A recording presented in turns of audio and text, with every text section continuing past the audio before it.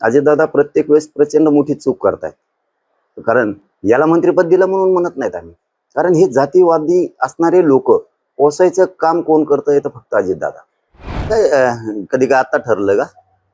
आता काय ते घेतली का नाही घेतली का त्यांचा पक्षांतर्गतचा प्रश्न आहे. त्याच्यामुळे तो पहिला बी होताच आणि आता पण आहे. आम्हाला त्याचा काही फरक पडत नाही. तो झालाय का नाही झालाय का. पण एक गोष्ट मात्र खरी आहे की अजितदादाला हे असले इगार का सुस्तेत कळत नाही की इतक्या जातीवादी लोक पोसायचे आणि राज्यात जातीय तणाव निर्माण करायचा हे अजितदादांना का कळत नाही.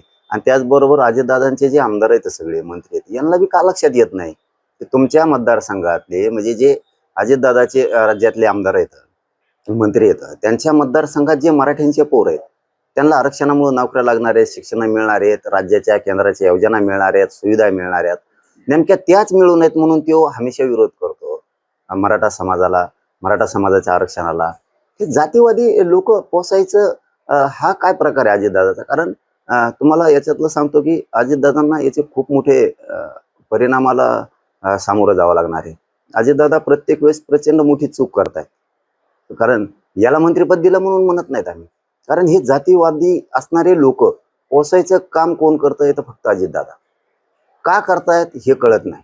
मराठा समाजाच्या लेकराला कुठंतरी आशा लागल्या होत्या की अजितदादा आहे, शिंदेसाहेब आहेत, की आरक्षणाचा कुठं फाटा बसणार नाहीये.